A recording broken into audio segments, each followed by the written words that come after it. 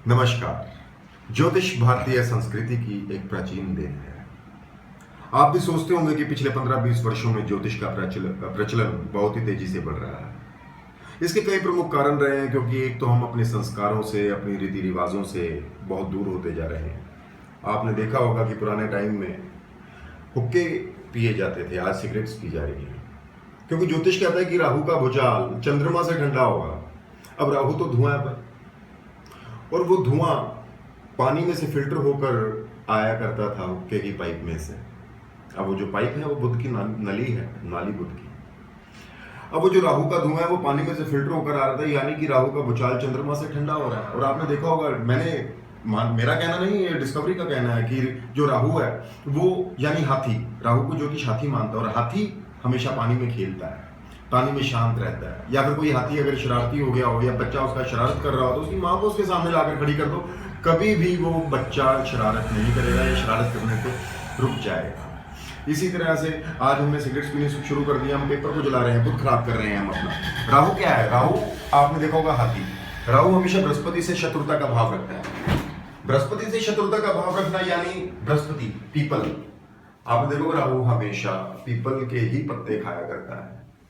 People Brihaspati है, राहु धुआं, बृहस्पति हवा, दोनों के मिलने से दमे की बीमारी हो गई, सांस की प्रॉब्लम। आज के जमाने में लोग धूल, मिट्टी, धुआं, इन सभी चीजों से ग्रस्त हैं, ताकि जिसकी वजह से हमें सांस में प्रॉब्लम्स आ रही है। आप देख रहे हैं कि जातकों की कुंडली में आजकल गुरु चंडाल योग जिसे मान लिया जाता है वो बहुत आता है, लेकिन इसका मानना यह है कि ये दोनों अपना अपना असर तो देते ही नहीं भाई, ये दोनों को मिला दिया जाएगा तो ये केमिस्ट्री भी है, एस्ट्रोलॉजी। आपको मैं एक बात बताना चाहूंगा, क्योंकि बृहस्पति और राहु इकट्ठा मिलने से बुध का ही असर मिलेगा, क्योंकि बृहस्पति पीले रंग के कारक हैं ज्योतिष में और राहु नीले रंग के। दोनों को अगर मिला दिया जाए तो बुध बनता है, क्योंकि दोनों को कॉम्बिनेशन हरा बनाएगा। हरा रंग को बुध रिप्रेजेंट करता है। तो ये बहुत लंबा वास्ट सब्जेक्ट है। अगर हम बुध की बात करें तो बुध वनस्पतियों का राजा है। आपने देखा होगा कि बुध की मदद के बिना शुक्र हमेशा कमजोर गिना गया। क्यों कमजोर? क्या है, अब इसका मैं आपको लॉजिक देता हूँ। शुक्र मिट्टी के कारक है। आपने देखो पुराने घरों की छतें जो उनसे हुआ करती थी उसमें मिट्टी की लिपाई की जाती थी। उस मिट्टी की लिपाई में तूड़ी मिलाई जाती थी। वो तूड़ी वनस्पति है, बुध है, यानी कि बुध की मदद के बिना शुक्र हमेशा कमजोर गिना गया है। अब शुक्र कमजोर गिना गया है, क्यों गिना गया है? आपको इसकी एक और एग्जांपल देता हूं। शुक्र क्या है? शुक्र जिसमें से जनरेट करने की पावर हो, एग्रीकल्चर लैंड, ये शुक्र का कारक है, क्योंकि इसमें जनरेट करते हैं, बीज डालोगे फसल निकलेगी। उसी तरह से औरत है, औरत शुक्र का कारक है। इसमें भी बच्चा अपनी जनरेशन को आगे बढ़ाने की शक्ति होती है।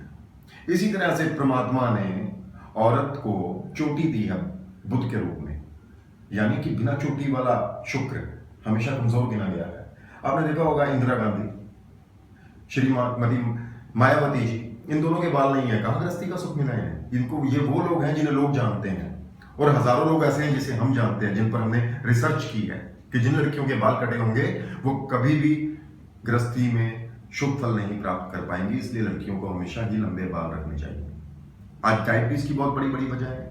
डायबिटीज के कई ऐसे कारण हैं, आज तक मेडिकल साइंस इसे ढूंढ नहीं पाई है, लेकिन हम कोशिश कर रहे हैं। इसमें से एक तत्व हमने निकाला है कि क्यों डायबिटीज से ग्रस्त होते जा रहे हैं आजकल के लोग। मधुमेह रोग जिसे बोलते हैं, डायबिटीज, यूरिन में प्रॉब्लम।